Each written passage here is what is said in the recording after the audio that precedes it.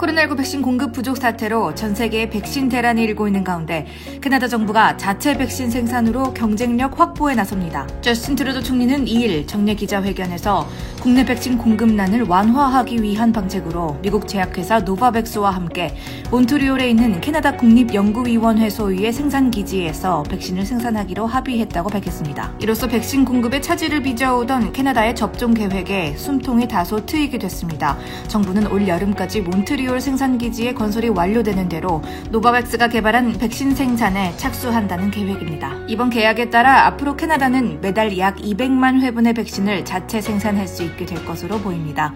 해외 발주 없이도 자체적으로 생산이 가능해 필요에 따라 물량을 조절할 수 있게 될 것이란 예상입니다. 앞서 노바백스가 개발한 코로나19 백신은 영국에서 진행한 임상시험에서 89.3%의 예방 효과를 보인 바 있습니다.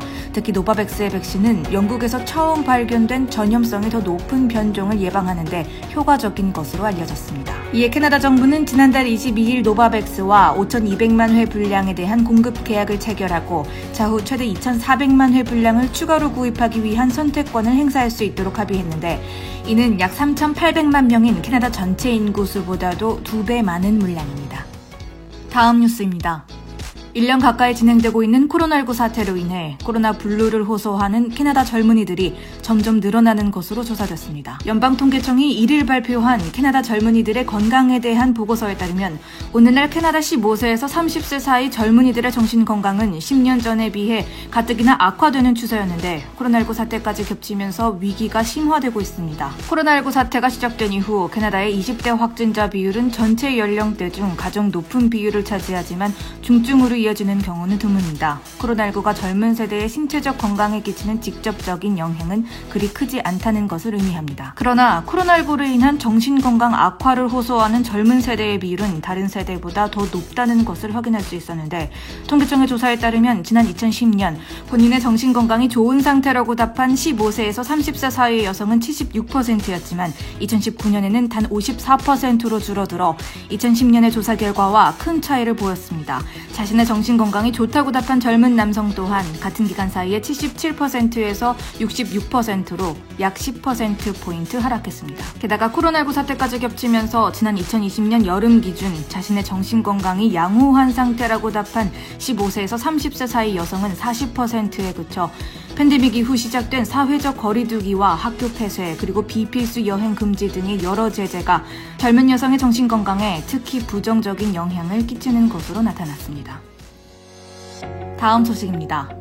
BC주 운전자들은 올 봄 안에 지난해 보험금의 일부를 환급받을 수 있게 됐습니다. 존 호건 BC주 수상은 2일 오후 기자회견에서 지난해 팬데믹 여파로 인해 ICBC가 냈던 수익을 BC 운전자들에게 고스란히 돌려주도록 하겠다고 밝혔습니다. 이에 따라 지난해 4월 1일부터 9월 30일 사이에 유효한 ICBC 보험을 갖고 있던 운전자들은 지난해 보험금의 일부를 환급받을 수 있게 됐는데 주정부에 따르면 약 280만 명의 BC 주민이 환급받을 평균 금액은 약 $190이며 약 80%의 운전자들이 최소 $50에서 최대 $300의 환급액을 받게 될 전망입니다. 지난해 코로나 사태 초창기 당시 BC주의 도로는 평소와는 비교가 되지 않을 정도로 한적했습니다.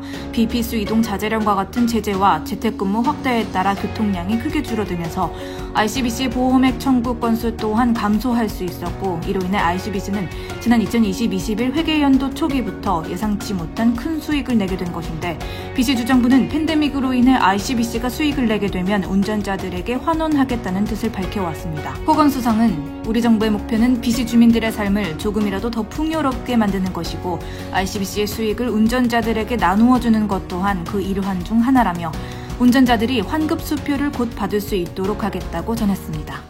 다음 뉴스입니다. 최근 코로나19 백신을 맞은 접종자들 사이에서 개인 SNS 등 온라인에 백신 접종 카드 인증 사진을 올리는 사례가 유행처럼 번지고 있습니다. 주변인들에게 백신 접종을 받도록 장려하기 위한 좋은 의도라 할지라도 이러한 행동은 자칫 개인정보 유출을 일으킬 수 있어 각별한 주의가 필요합니다. 소비자보호기관 BBB는 많은 사람들이 볼 수 있는 SNS 공간에서는 신분 도용에 노출될 위험이 커 코로나19 백신 접종 카드 사진을 공유하지 않도록 주의해야 한다고 경고했습니다. 이 백신 접종 카드에는 사용자 이름과 생년월일, 또 코로나19 백신의 제조자 및 생산 번호, 그리고 각 백신이 투여된 날짜 등의 세부 정보가 포함됩니다. 이러한 정보들은 특별히 중요해 보이지 않을 수 있지만 카드에 있는 자가식별 정보는 신분 도용에 이용될 뿐 아니라 사기범이 가짜 버전을 만드는 데도 도움을 줄 수 있어 주의가 필요합니다. 일례로 최근 영국에서는 사기범들이 온라인에 게시된 백신 접종 카드를 위조해 가짜 접종 카드를 판매하다 적발된 것으로 나타났습니다. 이들은 수익금의 일부가 지역 자선단체에 지원된다고 거짓으로 홍보해 시민들의 돈을 갈취했습니다. 아직 캐나다에서는 이와 관련된 피해 보고는 없지만 비슷한 사기 행각이 나오는 것은 시간 문제라는 지적입니다.